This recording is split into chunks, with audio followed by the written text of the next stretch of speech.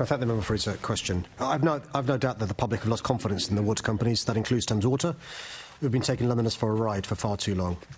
Londoners I meet continue to raise concerns about Thames Water and the performance of the water sector in general.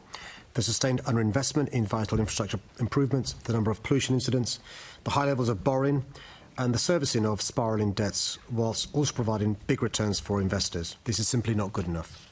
I have no formal powers to set water bills, nor powers on how water companies spend their income.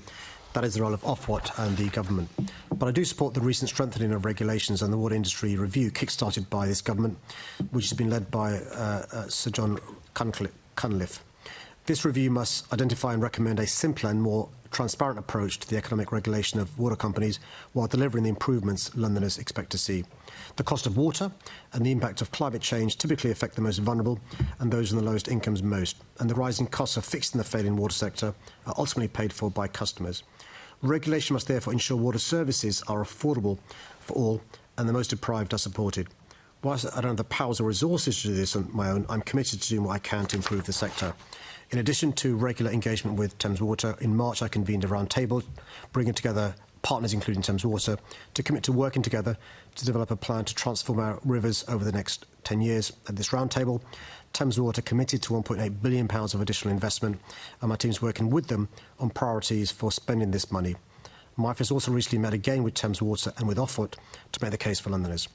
A clearer and more transparent regulatory structure is needed that addresses issues such as leaks, over-abstraction, flooding and the sewer overflows while protecting the health of our waterways. The sector must develop the skills and capacity to deliver their commitments and rebuild public trust. I'll continue to work closely with the government, Ofwat, water companies and the Environment Agency to ensure the voice of Londoners is represented in reshaping the water sector. Thank you very much. And good to hear you saying that Thames Water are taking Londoners for a ride, because that indeed is true. I suppose in this conversation I want to find out what you're going to do about that. So we know that bills are hitting people right now with an increase of 40%.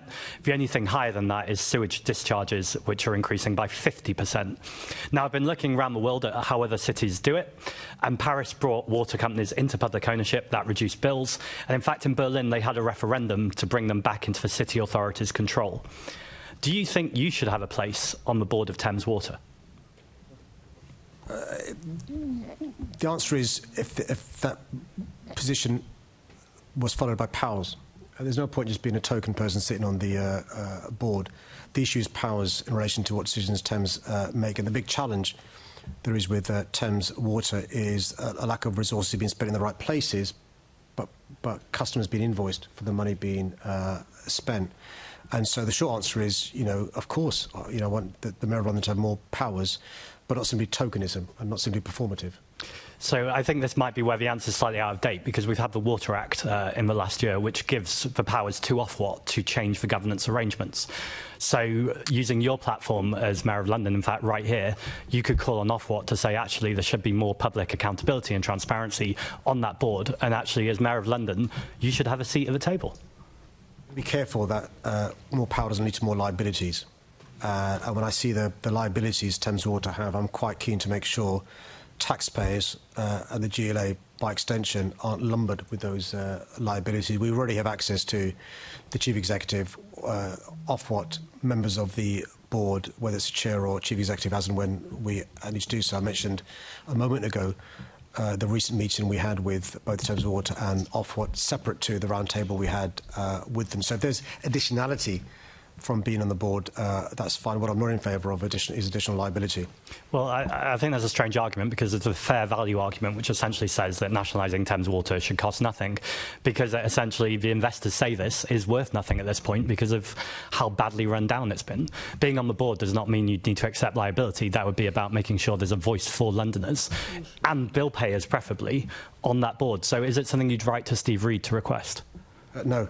I'm quite clear in relation to the access we have to Thames Water, but also the cost of nationalising Thames Water. It may be the case anyway, because of the special administration regime kicking in, the taxpayers lumbered with some of this. I use the word lumbered deliberately, because I've seen some of the cost involved in relation to making do some of the errors made in the past. I've got confidence, not just in the Secretary of State, but also how, with the changes that has been suggested, we'll see some difference. I'll give two examples just in the recent past as a consequence of government action.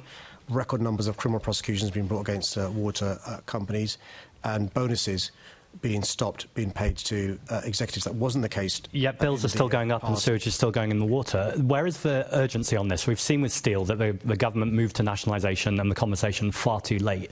And actually, as Mayor of London, the person who represents Londoners whose bills are going up and the service is not getting better, seems to be shrugging your shoulders. Where is your leadership? Where is the actual action on this to say Thames Water should go into public ownership? Well, I think we're in danger of seeing Mayor's Question Time used as a platform for a leadership contest, and I wish him the best of luck. You're the Mayor of London already, as far as I know. You should be leading Londoners. I wish him the best of luck. Thank you. In his leadership contest. And I'm afraid we'll see, Chair, more and more issues that are outside my... This sounds like dodging the question. Thank you, Chair. So the member mentioned nationalising steel. I'm not sure the relevance that has to my powers in the GLA Act. It's about not using the powers that Ofwat have that you could be calling for. Greens are now out of time. Right. Fine.